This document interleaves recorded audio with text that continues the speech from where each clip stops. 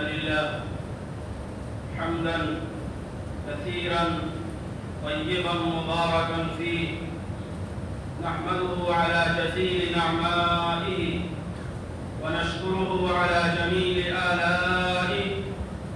هو الأول والآخر والظاهر والباطن وهو بكل شيء عليم.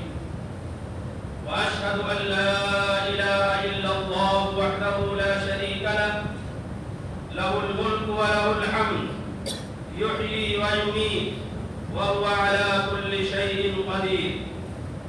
وأشهد أن سيدنا محمدًا عبده ورسوله صلى الله عليه وعلى آله وأصحابه وأزواجه وذرياته وأهل بيته ومن تبعهم بإحسان إلى يوم الدين، أما بعد. ويا أيها الإخوة المؤمنون، أوصيكم ونفسي بتقوى الله عز وجل، لأن الله عز وجل يقول: ولقد وصينا الذين أوتوا الكتاب من قبلكم وإياكم أن اتقوا الله. وأوصيكم ونفسي باختيار الأحسن والأطيب من كل شيء، لأن الله عز وجل يقول: قل من حرم زينة الله التي أخرج لعباده والطيبات من الرزق. أيها الإخوة المؤمنون، الإسلام دين الجمال والكمال، الإسلام دين اليسر والسهولة، الإسلام دين التفاؤل والبشارة، الإسلام دين النظافة والطهارة.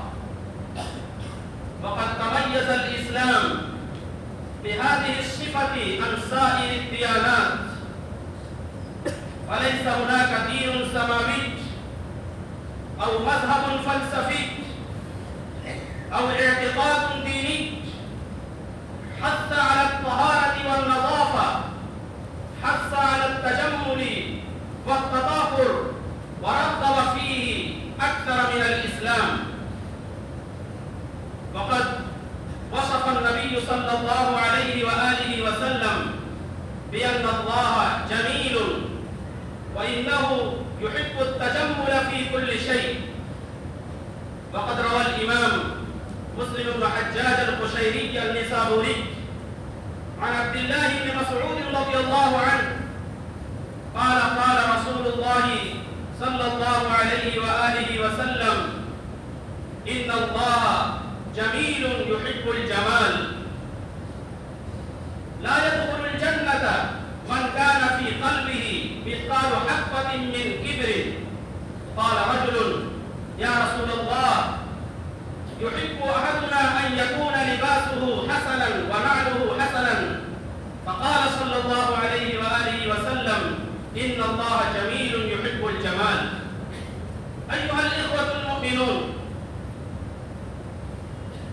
الجمال في الإسلام نوعان: الجمال الظاهر الحسي المعنوي، والجمال الباطن المعنوي غير المحسوس.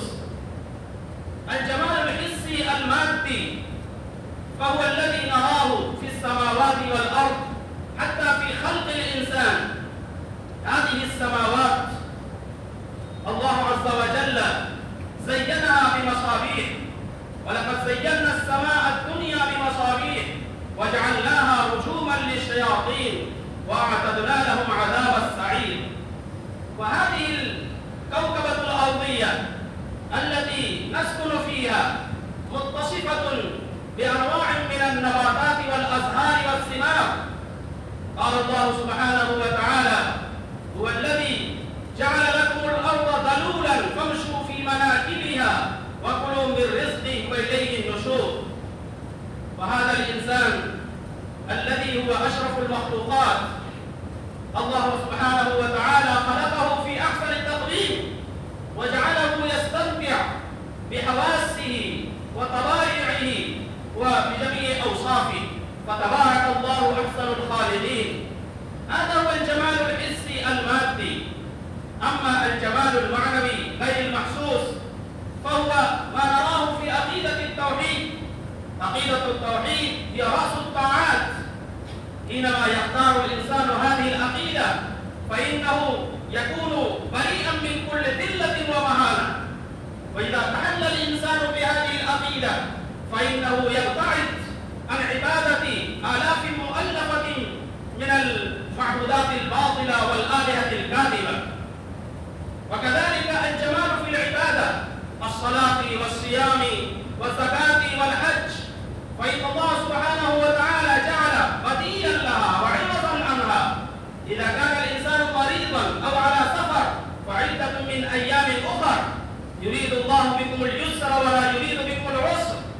وأما الجمال في المعاملة فهذا الجانب يتحلى بالعفو والصفح وكسب الغيظ والإحسان إلى كل رجل وإلى كل فرد من أفراد المجتمع.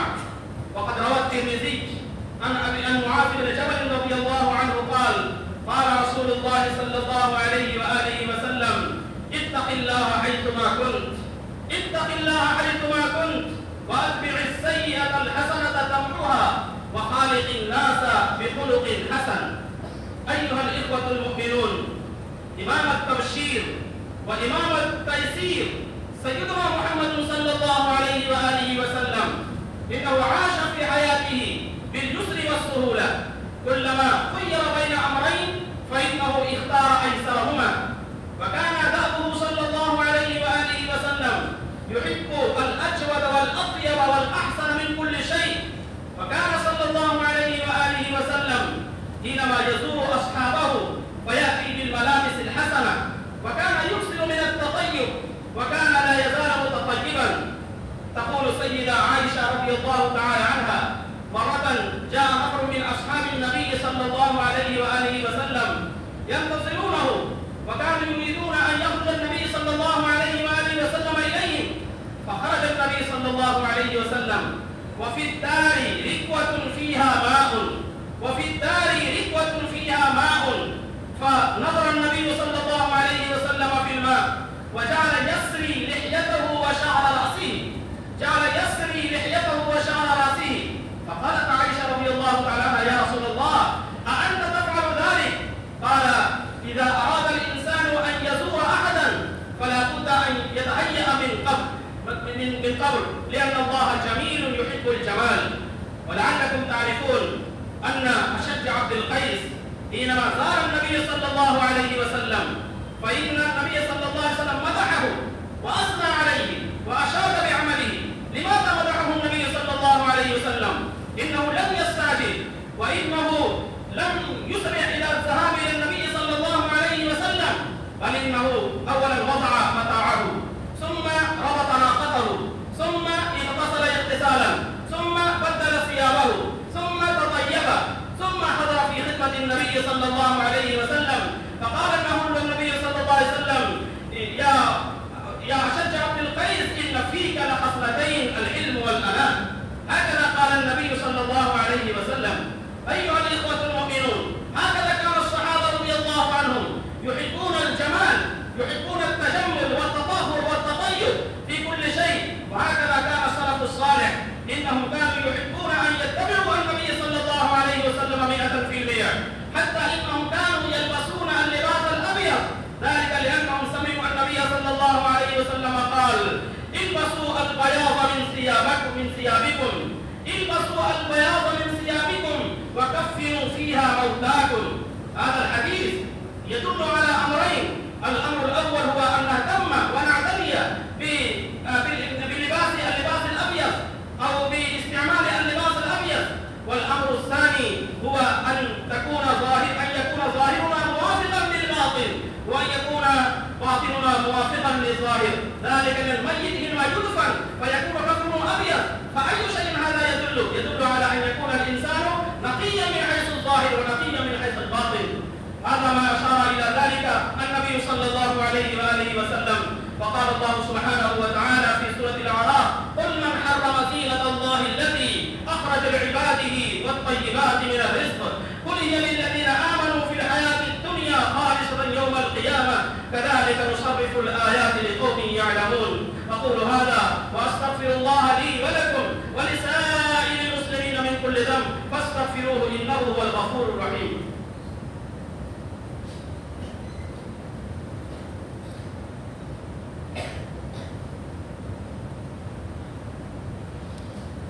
الحمد لله نحمده ونستعينه ونستغفره ونؤمن به ونتوكل عليه ونعوذ بالله من شرور أنفسنا ومن سيئات أعمالنا. من يهده الله فلا مضل له ومن يضلله فلا هادي له. ونشهد أن لا إله إلا الله وحده لا شريك له ونشهد أن سيدنا محمدا عبده ورسوله صلى الله عليه وعلى آله وأصحابه وأزواجه وذرياته وأهل بيته وبارك وسلم تسليما كثيرا كثيرا. أما بعد فيا أيها الإخوة المؤمنون إن الله سبحانه وتعالى أمركم بأمر بدأ فيه بنفسه وثنى بملائكته المسبحة لقدسه وثلث بكم أيها المؤمنون حيث قال مخبرا وآمرا أعوذ بالله من الشيطان الرجيم إن الله وملائكته يصلون على النبي يا أيها الذين آمنوا صلوا عليه وسلموا تسليما. اللهم صل على محمد وعلى آل محمد كما صليت على إبراهيم وعلى آل إبراهيم إنك حميد مجيد. اللهم بارك على محمد وعلى آل محمد كما باركت على إبراهيم وعلى آل إبراهيم إنك حميد مجيد. اللهم صل وسلم على سيدنا ونبينا محمد وعلى آله وأصحابه ولا سيما على سيدنا أبي بكر الصديق صاحب رسول الله في الغار وعلى سيدنا عمر الفاروق قام أساس الكفار وعلى سيدنا عثمان ذي النورين صاحب الحياة والوقار وعلى سيدنا علي المرتضى أسد الله الجبار وعلى سيدي شباب أهل الجنة الحسن والحسين رضي الله تعالى عنهما وعلى أمهما سيدة النساء فاطمة الزهراء رضي الله تعالى عنها وعلى عمي النبي المكرمين بين الناس أبي عمارة حمزة وأبي الفضل العباس وعلى سائر الصحابة والتابعين ومن تبعهم بإحسان إلى يوم الدين. أولئك حزب الله ألا إن حزب الله هم المفلحون. اللهم اغفر لي ولمن أحسن إلي ولوالدي ولجميع المؤمنين والمؤمنات والمسلمين والمسلمات. اللهم ألف بين قلوبهم وأصلحهم وأصلح ذات بينهم وانصرهم على عدوك وعدوهم. اللهم أعز الإسلام والمسلمين. اللهم أذل الشرك والمشركين. اللهم أهلك أعداءك وأعداء الدين. اللهم شتت شملهم. اللهم مزق جمعهم. اللهم فل حدهم. اللهم نكس أعلامهم. اللهم خذهم أخذ عزيز مقتدر. اللهم انصر من نصر دين محمد صلى الله عليه وآله وسلم واجعلنا منهم واخذل من خذل دين محمد صلى الله عليه وآله وسلم ولا تجعلنا منهم. عباد الله رحمكم الله إن الله يأمر بالعدل والإحسان وإيتاء ذي القربى وينهى عن الفحشاء والمنكر والبغي يعظكم لعلكم تذكرون. اذكروا الله العظيم